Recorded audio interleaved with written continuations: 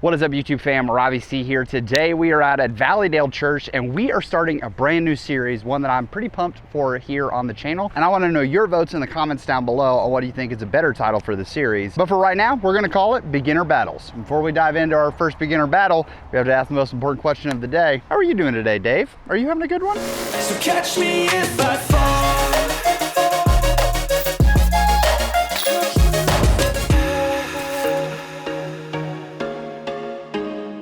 Here's the deal. I have often talked about doing disc reviews. I think that there are a lot of people who try to look at every disc out there in the market, and I think that beginners are being overlooked quite often for how a disc can fit in their hands, how they can throw a disc, what should they be looking at. And if you just quickly browse the internet, there are a lot of videos, even some that I've made myself, talking about discs that beginners should bag. It's going to pit these two discs together on a variety of shot shapes and options, giving them the Robbie C BFB Best for Beginner stamp of approval. We're going to talk about two lid options on the market, one of them having a recent resurgence with a run by Latitude 64, and that is the Beetle. This is a 1-speed 7-glide -1 flight disc. As the alternative, we have the MVP Glitch, also 1-speed 7-glide 0. So in theory, the Beetle's going to be a little more turn to it. This Beetle is coming in at 148 grams and this Glitch comes in at 143 grams. I'm not going to call their names out, but I work in a local disc shop and I also was hanging out up in the Virginia area, and I watched someone walk in and they picked a Beetle up and they kind of felt it for a second, and they even said, "Man, I can't believe Latitude 64 is trying to rip off the Glitch and make their own little throw and catch disc." I said, whoa, pump your brakes there. The Beetle has actually been around for a while. Let's not show our age here. So for those of you who may be COVID golfers and the Glitch seemed revolutionary to you, I want to let you know the Beetle was actually approved by the PDGA on March 8th, 2017. So this guy's been around for over 6 years. The Glitch, however, made huge splashes when it was approved by the PDGA on June 27th, 2022. So we have the Valleydale Disc Golf Course out here, and we're going to be throwing these, testing them out, and putting them side by side. I want to address an obvious question though before we really dive in, which is, Robbie, why don't you have the Polecat in this mix? Well, I've made it known before that I really love the Polecat, and the Polecat is my preferred 1-speed throw and catch disc, but I would be extremely biased using the Polecat because I bag a Polecat and use one and throw it several times during every single round that I play. What's going to be beautiful about this is that I have never played this course before, so I actually am going to have to be learning the lines while trying to throw these discs on a variety of options and seeing what they can do. I'm going to try to be as unbiased as I possibly can, and it's important to understand that just because maybe one disc wins out during the round doesn't necessarily mean that it's the best disc overall. I'm going to be giving opinions on that all throughout the video. With that being said, let's dive into the beginner battle. So this course doesn't have the best reviews, if I'm being honest. People called it concrete cemetery because there is apparently going to be quite a few little parking lot carries, and you can even see the basket kind of tucked in between these trees over a little ridge. And I parked my car over there in the shade, and little did I know that I've actually parked my car perfectly in what appears to be about the only line to get there. So 220 feet, we've got lids, so we're gonna try to go, it really looks like a turnover is about our only option. I can't imagine that the pavement plays inbounds, but the T signs, there are no T signs, they're just kind of marked by these little marks on the ground. Just kind of got to figure it out. We got the Beetle and the Glitch. Had a guy we met last year, and he threw a tee shot and instantly might have lost it. It looks like there's not a lot of room behind the basket. Opto Ice Beetle utility disc is how it's labeled, and the Gyro Overmold hybrid catch disc. I do love that both of these have like the functionality listed. Utility disc, hybrid catch disc. I know from experience that although these have similar flight numbers, the Beetle is way flippier. It's pretty windy, so we're gonna see if we can throw in. Hopefully we don't hit this guy. Oh, this is gonna be tough.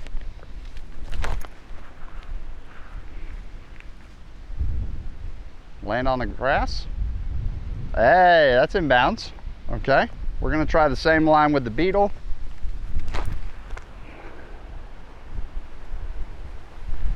And the Beetle's OB. Tough shot to do with a right to left crosswind that you have to throw a forced turnover, and then as soon as that flight play hits it, it gets knocked down. So barring what happened, I actually like how easy those were to throw. All right, so it kind of got knocked down right there. We'll use the water bottle as a mini. We're gonna try to let this come in on a hyzer. I'd be afraid if I throw it too straight right at it, it'll flip over and then this fly plate will get exposed to the wind again. I mean, terrible discs to use on a day like this. I don't care if I was throwing polecats, this would still be rough.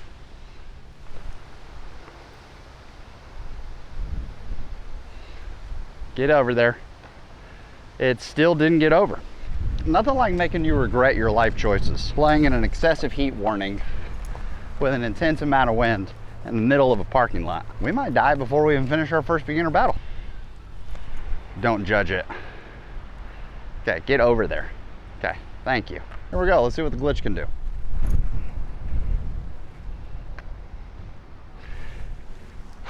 Who would have thought that a 220-foot hole with 90% of the fairway being concrete would be a terrible hole? So this dropped in right here. Boop, boop, boop. We get our meter in one way or another. Let's take our semicircle. Boop. So 1 went OB, drop 2, 3 went OB, drop 4, 5 went to here. This is a nice double bogey. This is no good.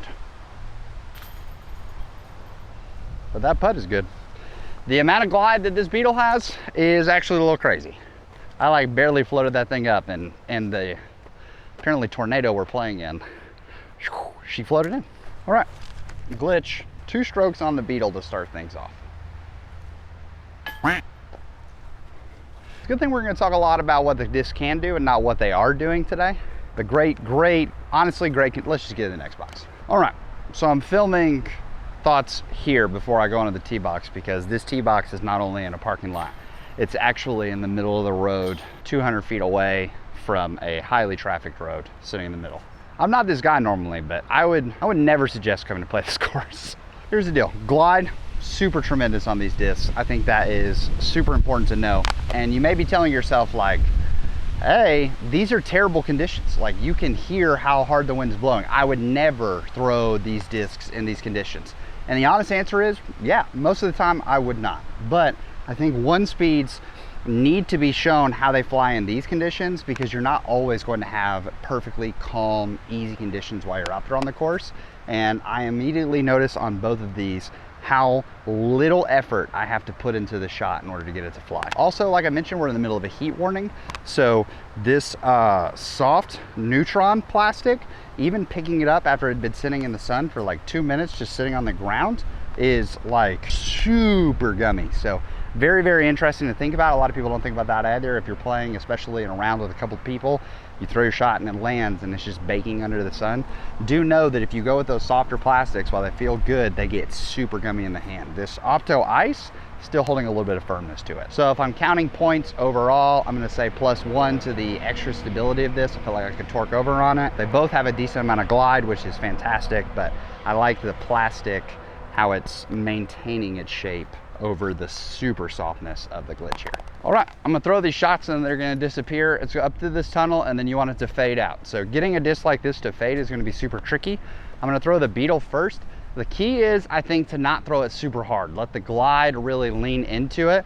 Throw it on a decent amount of hyzer and then just let it finish. That's so easy to throw for such far distances. Wow. That is the thing that I always remember when I come back and throw a glitch, is that that thing actually has very good stability on it. All right, so glitch landed here.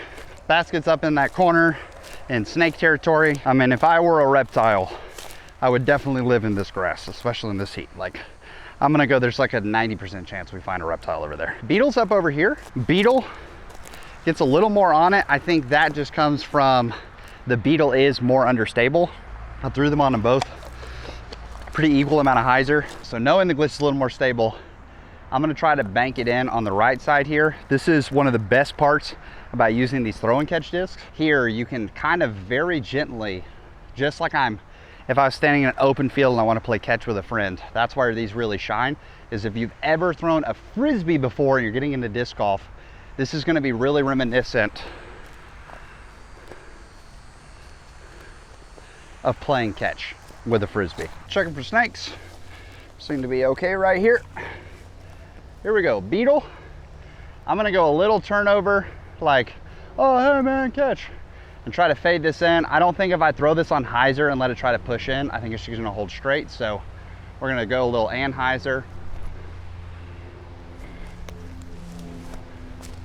I mean, do you see how easily that is going on anhyzer? If you are a person and you're throwing a lot of backhands and you're having trouble getting disc golf discs to go right, this Beetle I am putting no effort on whatsoever and just boop, tossing it up there, and it's turning so easily to the right. That is fascinating, and I think a shot that so many beginners do not have in their bag. So Beetle had the easy turnover. Once again, watching for reptiles. Here we go. Hung that one a little low. Still getting used to the glide on these things, but that's an easy 3 for the Beetle, and there should be a tap in for the glitch. If I were a snake, I would be right here in these woods. So I'm just assuming this cleared off spot takes me to a basket that there's that little frond looking thing. It's like 150 feet-ish past that, down and to the left. So it's gonna give us really a chance to see these things fly, which I'm excited for. One thing when you're throwing these discs overall, and I think somewhere where the glitch in theory is always going to beat the Beetle, is that the glitch does have a little bit of torque resistance, honestly. For people that are complaining about this, are those of you who have this natural anhyzer. If you're really trying to yank it and throw it with your arm, most often you're gonna end up, the two things that are gonna cause natural anhyzer are, for beginners, when their feet are in line, they're in a straight line. More often when you try to put the beans behind it and you try to juice it, this lead foot is gonna end up actually behind the back foot. So we're pulling over and we're trying to use a lot of arm, we're gonna pull it over. Now, as you've seen with the Beetle, it wants to stay over pretty easily. So if you do that, it's just gonna burn into the ground and be useless.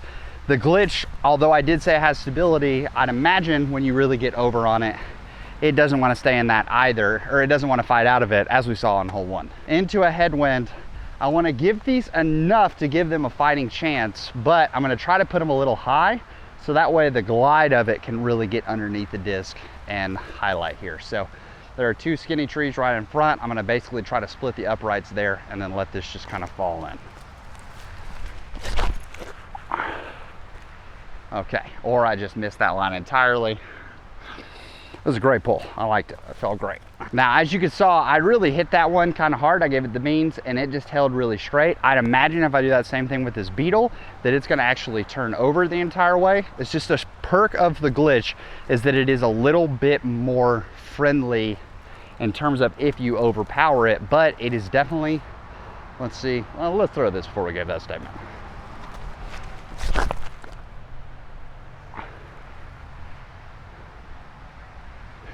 Gyro people about to be mad at me because that Beetle is way easier to throw than the glitch. Glitch got grip locked a little bit to the right, so we're gonna try to do a catch disc do and just flick of the wrist up shot. I'll put a link to that video right here that you can check out.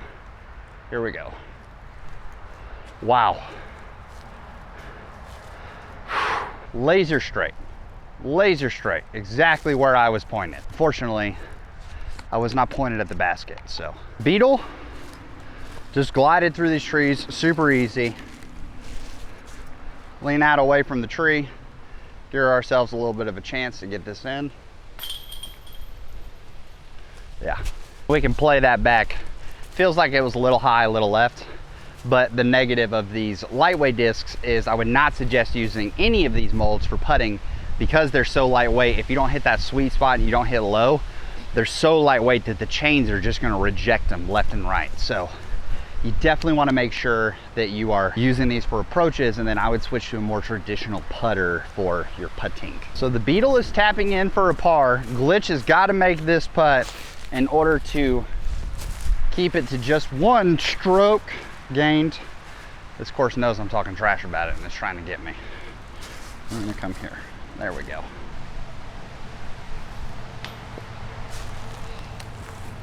I gave this thing way too much credit for the amount of glide that it has. An expected glide going downhill, so I aimed pretty low on the basket, and it threw exactly where I wanted it to. That's That's 2 throws in a row that I said point and shoot. So that's a 5 for this guy and a 3 for the Beetle. And like that, Beetle is ahead going into our 4th hole. 291 feet with, before we said on hole 1, we said that it was like 80% maybe concrete.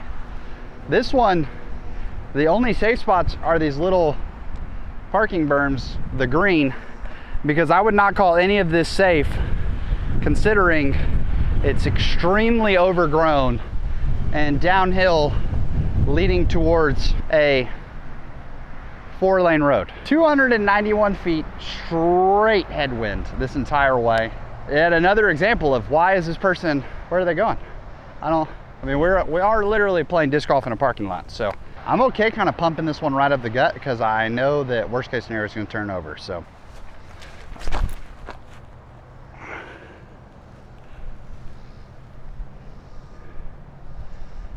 I mean, is it OB? Yes, it is, because this whole parking lot, you know what? We're not going to let you make a whole parking lot the fairway and call it OB. It's in bounds. We're changing it right here. You can't make a fairway that starts in OB be OB. You just have to accept the fact that if you come play here, if you want to beat in a disc, great course, great course.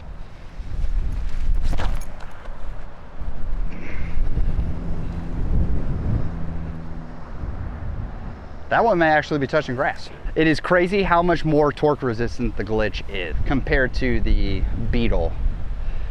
But after giving both of them the beans, I think the thing about the Beetle is lots of people are gonna try to tell me that like, oh, it's too understable, it's too flippy, all that. I'm hitting this thing very well, very hard, and it's still getting a realistic flight. Just have to put it on some hyzer, my folks. About equidistance. Beetle got a little more distance. This is where if I had a real, like if this wasn't super lightweight, I would give it like just a normal putt. But with the amount of wind we're facing, we're gonna have to give it a little bit of a soft bid and basically try to keep it low. I don't think this has a chance of going in, but we just wanna get onto the grass and have an easy tap in.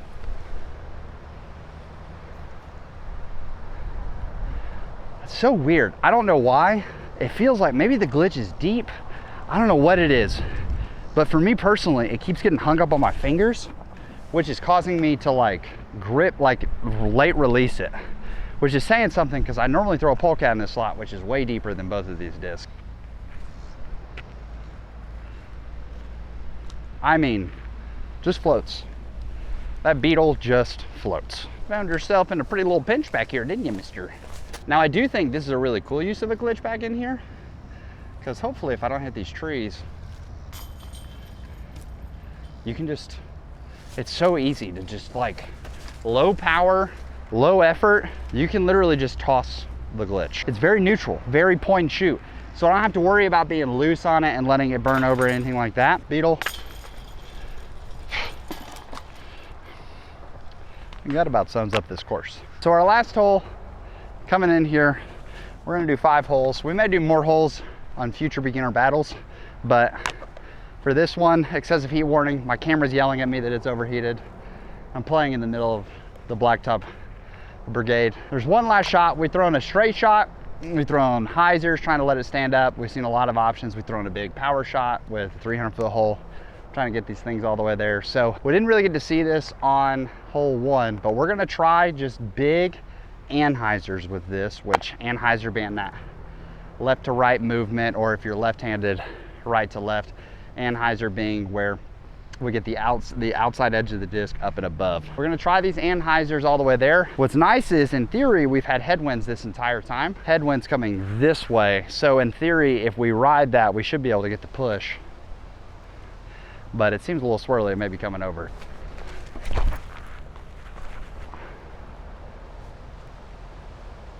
Yeah.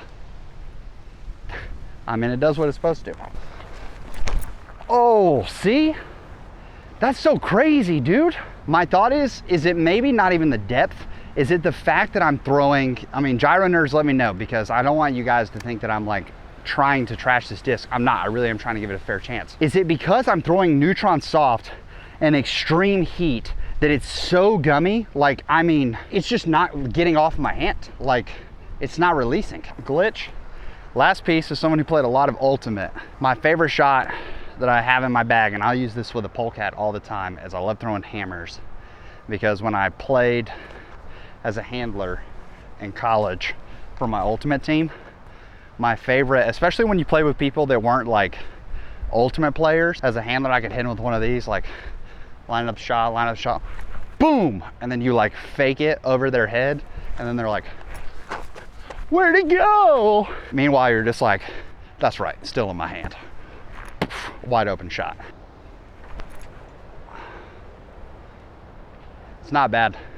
It's not bad. If it had a little more weight to it and it wasn't just getting absolutely beaten by the wind, I really like the stability, the sneaky stability that the glitch has. I feel like the glitch can do 1.5 shot shape options, meaning that you started on anhyzer, it has the potential to flatten out to be straight. You started on a hyzer, has the potential to straighten up and then maybe have a soft fade at the end. The Beetle has 1 shot shape per flight.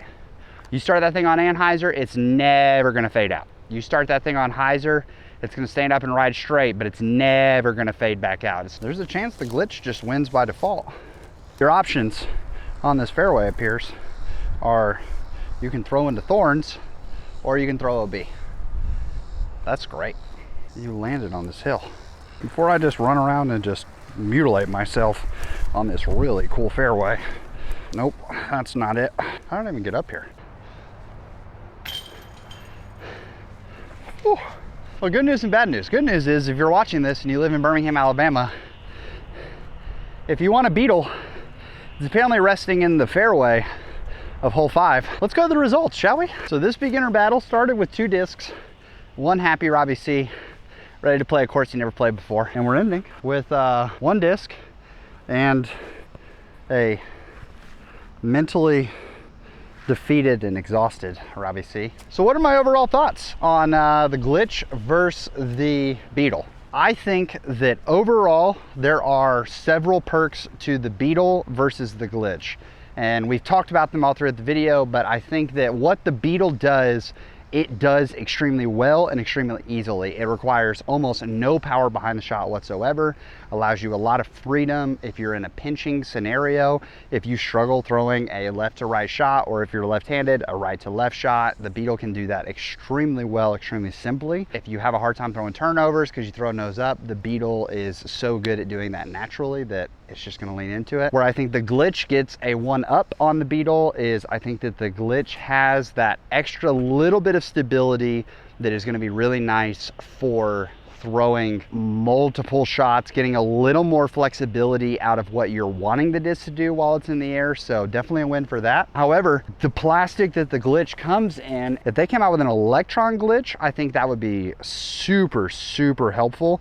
The neutron soft in this heat is just a little too grippy. I mean, I'm telling you, I was not trying to exaggerate for the camera, but you guys have like, I don't know, like 4 shots that you saw that it just straight up, like it is just stuck on my finger. So I want to give it to the Opto Ice for a little bit of an advantage in terms of the plastic availability. And I know that just because the Beetle's been around longer, it does come in more plastic options than the glitch currently does. It's also worth noting that lots of you who may have been the person that I was referencing, lots of you who may be like the person that I was referencing in the beginning of the video, that kind of gives you another weakness for the Beetle, that it hasn't been that available, especially a year ago, a couple years before that. It kind of made its appearance, people knew about it, and then it disappeared for a long time. So that's a drawback, is that the glitch, although they're tough to find, certainly like available, readily available, there have been a ton of glitches made. And I wouldn't be shocked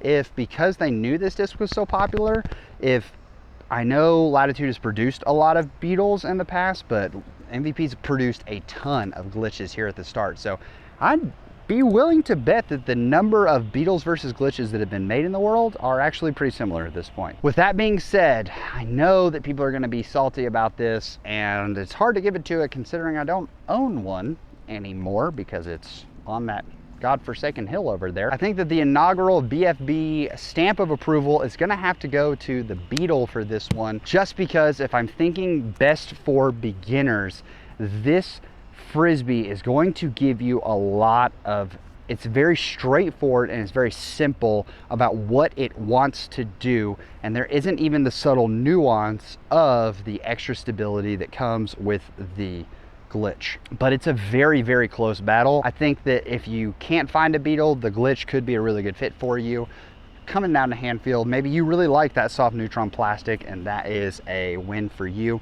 Definitely up in the air. What do you guys think about this series? And let me know once again whether you think it should just be called Best for Beginners or should it be stuck with Beginner Battles that ends with the stamp of BFB. That being said, I'm gonna go jump in a pool, cool off, and drown my tears in the pool because it's a bummer. That Beetle was pretty sick. Mad shout out to Zach real fast. I was breaking down the camera, all that, and Zach was the guy that you saw in the beginning of the video playing hole 1, chatting real fast. Let him know that I had lost the Beetle, and that man went romping through that like hill with all the thorns and all that like an absolute animal, tore it to pieces, and found our Beetle. So Zach, I believe it was your name. You're the man, guys. Of course, may have been terrible today, but people continue to be the best part of this. So thank y'all for being amazing. Tuning out from the last time ever at Valleydale Church, it's been Robbie C. Thank you guys so much for tuning in. I hope you have an amazing rest of your week. Please make it fantastic for someone else too. But for now, we're gonna leave you with the birdie.